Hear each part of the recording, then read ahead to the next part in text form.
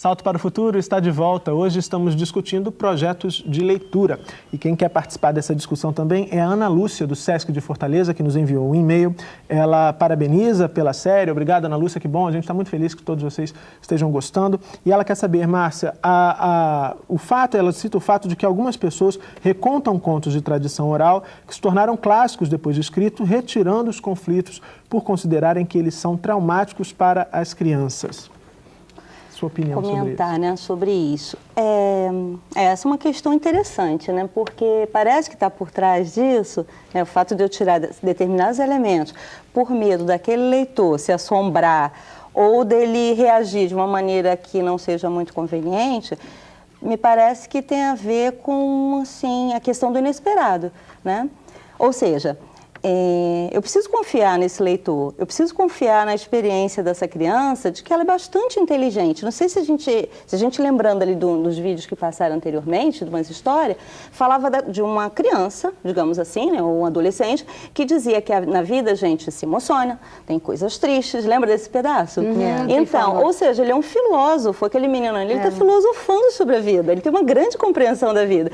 Então, eu acho que a gente não pode reduzir a capacidade da criança dela nos ensinar. Então, a reverter um pouco também esse processo, a gente como professor, educador e de formador, né, de nos permitir aprender com aquele com o qual a gente está lidando e compartilhando. Você tem uma coisa, Márcia, que eu fico pensando, estava falando aí, né, muitas vezes o professor tem medo, o adulto tem medo, ele tem medo de encarar, né, aquele conflito que está na história, ele retira aquele conflito da história, né? Eu me lembro duas ocasiões, uma que tem uma adaptação, por exemplo, do Chapeuzinho Vermelho, em que o lobo não come nem a Chapeuzinho, nem a vovó, ele esconde a vovó no armário. Pois a grande graça da história é o lobo comer a vovó e depois o caçador ir lá e tirar, porque isso tem toda uma estrutura, né? Quando eu falei da coisa do medinho bom, era uma criança em relação ao Chapeuzinho Vermelho, que ela falava exatamente, chega na hora do medinho bom. Torcendo ali pro lobo. E eu posso, assim, eu que me tornei escritora, assim, eu vejo como essas histórias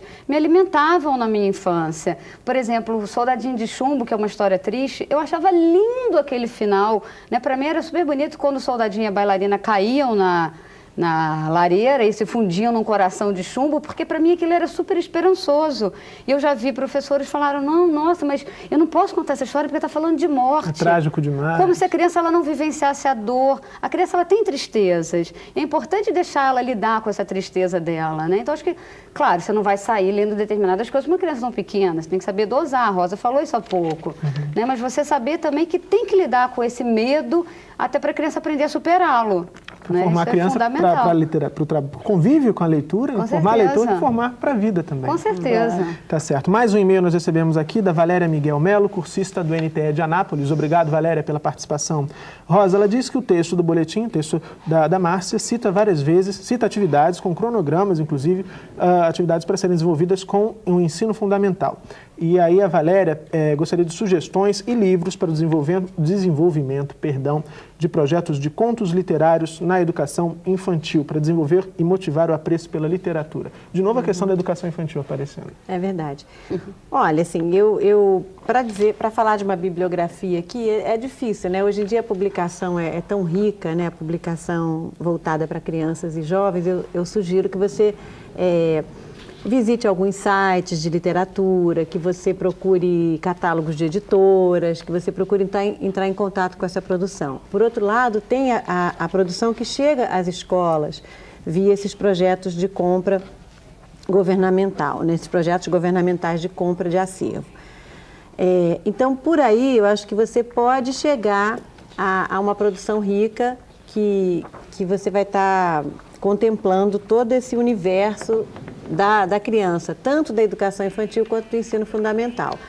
Em relação aos contos populares, mais uma vez, é uma fonte inesgotável, né? Eu acho que essa relação de mudança também que foi falada aqui, que os contos são adulterados ou mudados e tudo mais, ela está na gênese mesmo dessa apropriação das histórias do povo que vão sendo trazidas para os livros, quem para a conta um escola. conto aumenta um ponto ou diminui Ou também. diminui também, né? Isso está certeza. presente, né? tem uma Está coisa- presente o tempo todo, porque isso é muito dinâmico, né? Como é bacana também quando a própria comunidade escolar, ela faz um resgate dos contos populares daquela região. Isso é riquíssimo. Eu já recolhi nessas minhas andanças pelo Brasil várias histórias, né, contadas pelos professores com resgate das histórias daquela região, que é muito rico, é muito importante. Ok. Agora nós vamos ouvir a pergunta da Orandina do Tocantins. Olá, Orandina.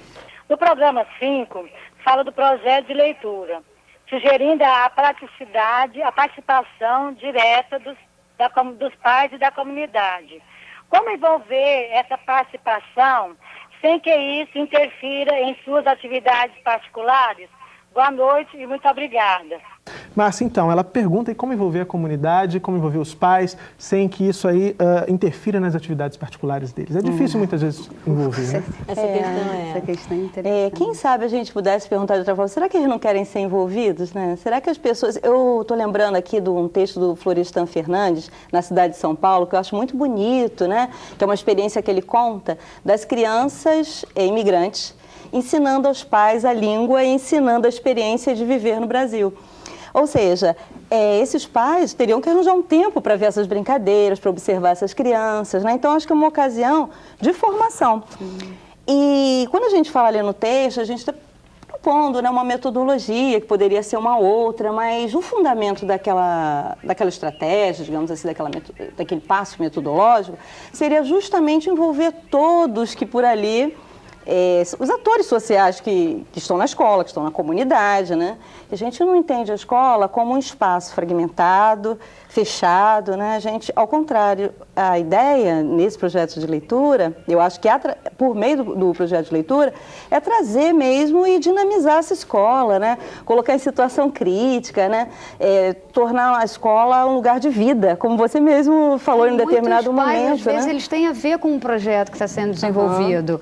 Né? De repente, é um projeto de leitura que tem um tema específico e aquele pai ou aquela mãe, né, eles trabalham com aquilo, tem alguma coisa que pode ir tudo a ver lá. com o nome desse telefone Com também, né? certeza. Paulo Freire. Estou prestando atenção. Cora Coralina, Paulo Freire. Tá certo. Agora a gente já está no finalzinho do Salto para o Futuro, infelizmente. Vamos começar as considerações finais aqui, começando por você, Ana Cláudia, seus destaques para o que nós discutimos no programa de hoje. Olha, eu acho que uma coisa que eu vou falar sempre, né, que eu acho que todo mundo que quer trabalhar com livro, que quer trabalhar com leitura, tem que querer ler, tem que gostar de ler, tem que acreditar nesse produto, assim, esse livro está na minha mão, eu gosto disso, isso vai passar alguma coisa para alguém, né? Deixar os alunos lerem, porque eu acho que muitas vezes a gente está tão preocupado, às vezes, o que eu vou fazer com esse livro, como é que vai acontecer, como é que vai, e acaba que o projeto, ele não flui. Né? Não ter esse medo. Não, mas no meio do caminho deu errado. Então vamos pensar o que deu errado, a importância de avaliar o projeto e reformular ele ao longo do caminho se ele não tiver, né, dado certo em alguma instância, assim. E pensar que dentro de uma escola não tem só aquele aluno que ele vai fazer um bom texto. Quem sabe ali não tem o futuro escritor, o futuro ilustrador, o futuro artista. Né? Pensar no livro também pelo lado do literário e não só pelo lado do pedagógico, que é super importante por uma série de questões, mas pensar no livro de ficção pela literatura. O que esse livro tem, né? Como é que é a linguagem desse livro, como é que esse escritor escreve, como é que esse escritor escreve diferente do outro, como é que é essa ilustração, por que esse ilustrador faz de um jeito e outro de outro, e mostrando acho que para as crianças e para os jovens a singularidade, que acho que a partir do momento que você deixa o outro ser ele próprio, ele ter sua autoexpressão, vai ser muito mais difícil você perder esse leitor ao longo da trajetória escolar. Né? Quando você permite que a pessoa tenha uma individualidade, participe daquele projeto de leitura, a partir daquilo que ela é e que ela tem para trazer para a escola, vai ser muito mais fácil você conseguir segurar, né, esse menino na leitura até ele ficar adolescente, com certeza. Ok, Ana Cláudia, obrigado. Márcia, por favor, suas considerações finais. Considerações finais. Foi uma pena, porque foi tão agradável, né? Assim, bom, em primeiro lugar, queria dizer assim, que foi uma experiência muito importante por dois motivos. Um, por ter ajudado um pouco a escrever essa série junto com a Rosa, né? A consultoria, coisa e tal, e que me fez, assim, repensar duas tradições. Uma tradição oral e outra tradição literária. Quando hoje, né, a gente propõe nesse programa 5 um projeto de leitura por meio da tradição oral, a gente até faz uma observação dizendo que poderia ser com a tradição literária também. Ou seja, então uma ocasião de eu pensar na minha experiência, ouvir tantos depoimentos, né, de um Brasil tão rico, do Tocantins, do Rio de Janeiro, né, das mais diferentes partes, e ser, digamos assim, uma instância formadora, que eu considero esse programa uma instância formadora, tanto para quem escreve, para quem participa, né? Então, ouvir opiniões diversas e acolher as opiniões diversas, porque eu acho que isso faz parte da nossa formação como leitor de mundo e leitor do texto escrito ou do texto oral. Ok, Márcia, obrigado. Roselena, por favor, suas considerações finais. Bom, em relação ao tema específico dessa série, né, eu queria falar no papel da escola como uma instância de formar repertório, né? O que significa isso, né? De você considerar o repertório que a criança tem, que o professor tem, que aquela comunidade tem e trazer outras possibilidades para ampliação desse repertório. Isso não se dá de uma hora para outra, né? Os projetos, eles têm que ter mesmo objetivos de curto, médio e longo prazo, mas é um resultado que você percebe. Quando você tem uma metodologia que você planeja toda a sua ação, o que você pretende alcançar, você começa a perceber que a criança vai se apropriando desse objeto livre, ela vai entendendo, né, o que é a oralidade, o que é um conto narrado, e o que é um livro que tem uma capa, a capa tem uma significação, tem uma ficha, ela aprende como é que eu vou saber quem escreveu, quem ilustrou, são conhecimentos que parece que estão dados e não estão, e que a escola tem um papel importante nisso, né? Ampliar esse repertório. É tão bonito quando a criança começa a identificar, por exemplo, a característica de um escritor. Ah, eu já li um livro desse escritor, eu gosto, essa ilustração. Então, ela vai se apropriando disso, que são coisas que estão aí e que muitas vezes, se você não tem acesso, você não constrói esse conhecimento, né? Então, eu penso na escola como essa instância de trabalhar com repertórios múltiplos e formar leitores, formar espectadores para a televisão, para o cinema, enfim. Ok, Rosa, obrigado.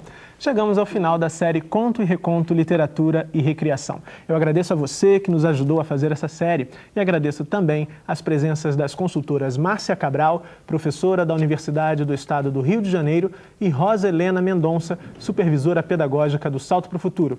Agradeço também a escritora Ana Cláudia Ramos. A gente encerra a série com mais um vídeo retirado lá do nosso baú de memórias. Desta vez, uma entrevista com a escritora Silvia Ortoff e com o ilustrador Tato, realizada em 1994 para um programa sobre alfabetização e artes plásticas. Bem, a gente se vê na próxima série. Salto para o Futuro, 15 anos parceiro do professor. Silvia, como você cria suas histórias? Eu crio de diversas maneiras, né? Às vezes eu estou vendo televisão, me dá aquele clique, eu estou sempre com um papelzinho, tomo nota, né? Eu não sei realmente como é que eu crio. Eu acho que os personagens chegam de repente e, ao mesmo tempo, eu trabalho todos os dias. Quer dizer, há dois fatores. Um é a inspiração e o outro o trabalho, quer dizer, um método. Eu acredito muito no método. Todas as manhãs eu escrevo. Silvia, você tem uma linguagem muito especial. Você brinca com as palavras, você usa rimas. Eu posso afirmar que você passeia entre a prosa e a poesia? Pode. Eu acho que não há essa diferença tão grande entre prosa e poesia. O poético está em tudo, né? Mesmo no antipoético. Muitas vezes as pessoas misturam, dizem poesia, aquela coisa que fala de amor. Não é nada disso, né? A poesia está em cada coisa que a gente consegue ver com outros olhos, com os olhos inteiros, com a sensibilidade. A escritora Silvia Ortoff é casada com o Tato, que é responsável pela ilustração dos livros dela. Na sua opinião, qual é a importância da ilustração nos livros infantis? Bom, eu acho que é muito grande porque a criança gosta de ver. E mais ainda é que chama-se 4 cores, que são os desenhos coloridos com todas as cores. Tecnicamente chama-se 4 cores. Quando se faz uma cor mais econômica, a criança prefere 4 cores. Sempre pergunta por que não é colorido assim.